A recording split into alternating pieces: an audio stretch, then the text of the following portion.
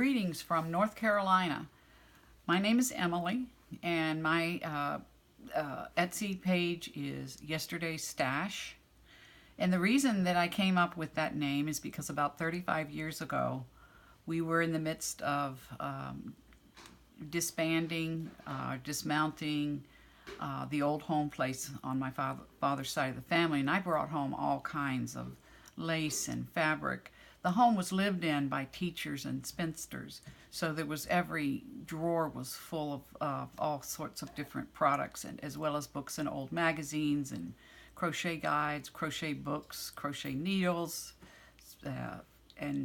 so I brought them home, put them in a drawer, and I said, what am I going to do with this? And I kept thinking, one day I'll figure it out. Well, about 5 years ago, I discovered junk journals, and it's been history ever since.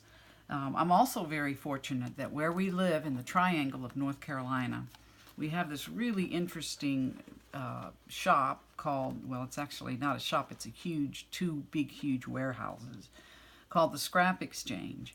And it had one half of one of the warehouses is all home goods kinds of things, not sewing needles, threads, embroidery floss, as well as scrapbooking information and fabric for drapes, fabric for just making clothes, all bundled up. And you can spend as little or as much as you want. Most of the stuff is quite reasonable. Here's just an example of something that I recently purchased that I thought was a good example to show. This is just a packet for 50 cents of all different types of pieces of ephemera. And the way I know that it's K & Company, because it didn't have anything on it, is that it has this 44 piece, and that's what the K & Company looks like.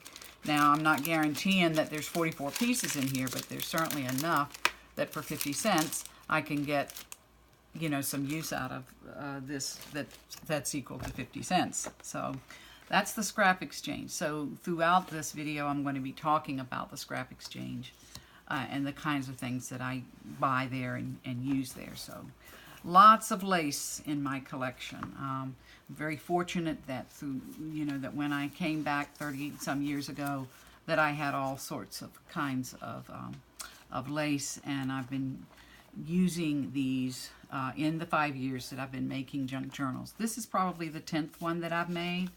It's about 8 inches by 5.25, and it's about 35 pages. It came from, what I bought to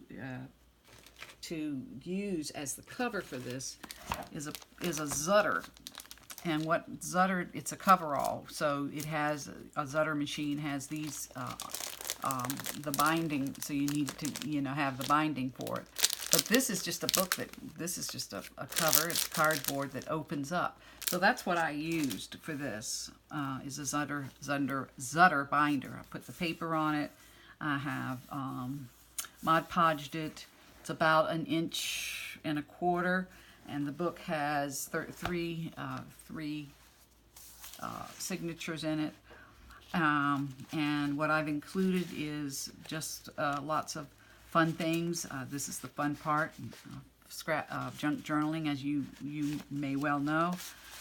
This is some tags that I made, so that kind of gives this book a theme, a loose theme of peace. So basically I'm naming the book the Peace Book. Just different tags from Cahill Gibran is in here. So I'm also a Jane Austen lover, and so I have gone into Etsy and purchased some of the sets or kits. This is from Dreams, Etc. This is from a Spotify owner, Deli Girl. So I have included both Dreams, Etc. and Spotify or the Deli Girl in these. Here's another thing a piece using some of the scrap exchange ephemera. Anatomy of a Janeite. Every Jane Austen lover knows about that. This is just a tag from an old chronicle.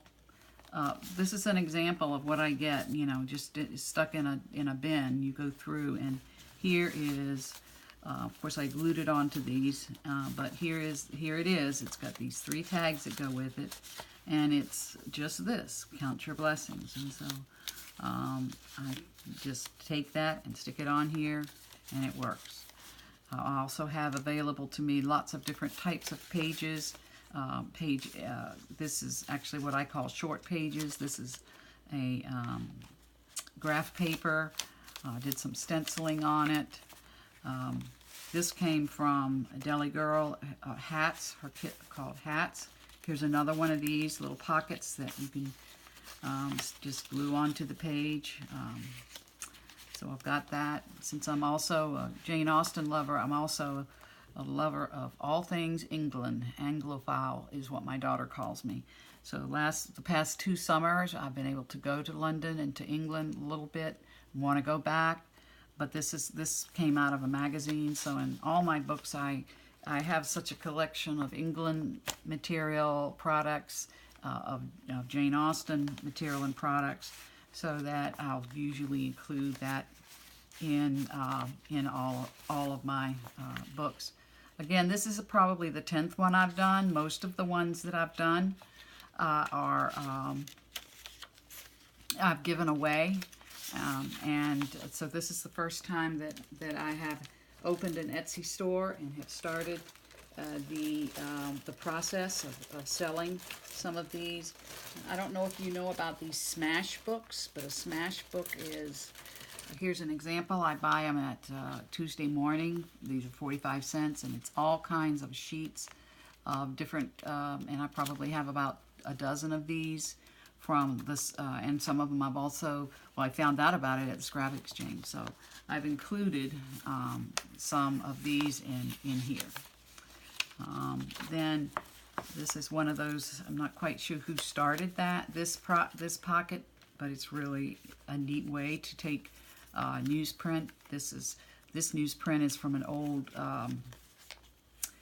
dictionary that came from my great aunt, which came from the old home place.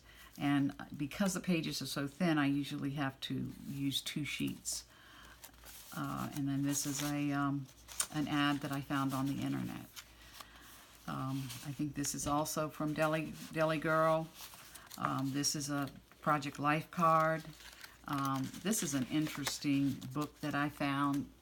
Actually, it's a set of papers, a 12 by 12 paper pad. I found this at, let's see, at Hobby Lobby, and it's a Prima. It's 48 sheets, and oh, the paper is so beautiful. So I've taken and cut out a bunch of the pages and turned them into sort of little collaging pages, and that's what this is. And it's just been so much fun to sew on these and create different designs. This is a shoe from Jane Austen's time. I use Zazzle. This is a Zazzle postcard. Jane Austen, he wrote to me. I'm not quite sure what book that's from, but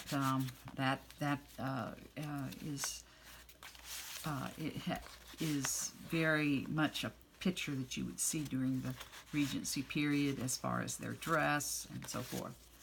This is, I'm very interested in the castles in England, and so this is the Alnwick Castle.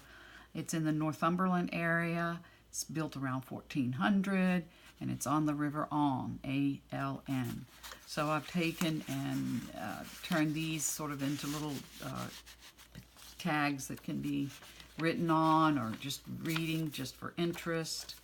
I take a decorative post envelope and I include pages out of many of the old magazines that I have a collection of.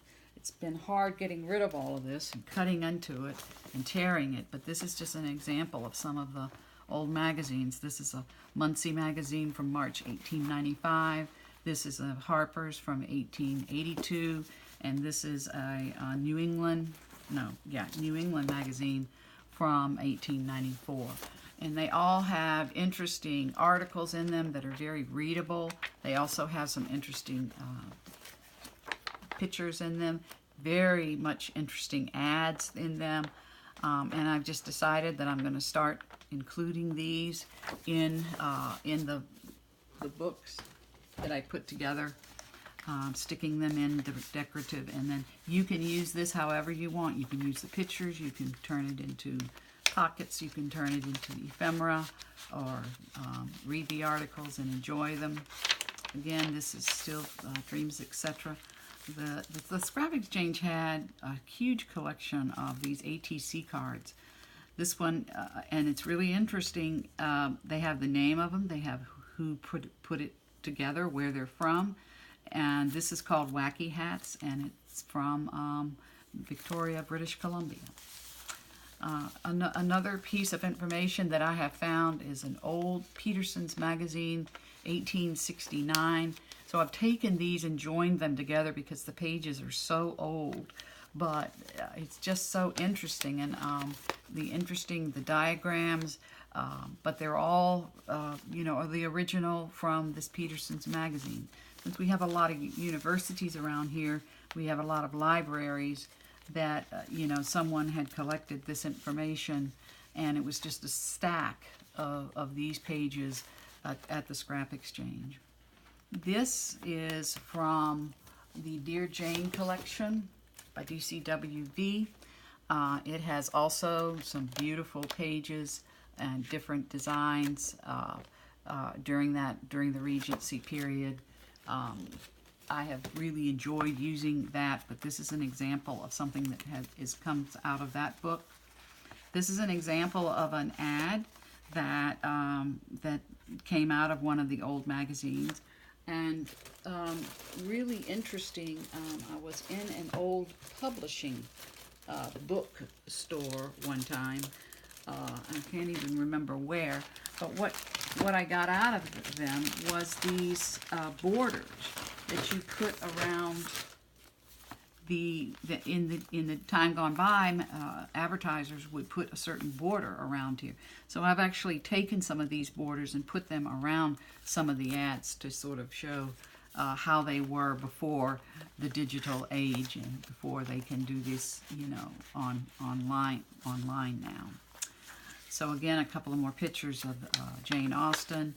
This is from, I think, the book Emma, about them walking to town. I just love the colors, the greens and the pinks, and I can work with those colors forever. This is a bookmark. These came from the internet. This is one of the pages from the Dear Jane collection. One more of those. Some more ephemera from the Jane Austen quotes. This is a postcard that I got at the Belvedere. We went to Austria some time back, and I collected postcards for the books, and so this came from the Belvedere Museum there. More hats. And then towards the end of every book, I try to have a couple of things that I just couldn't fit into the book. And if I can't fit them in the book, they will be as an extra to the book when it's sent out. These are actually original card catalog from some of the university libraries around here, and I've just taken and put lines behind them.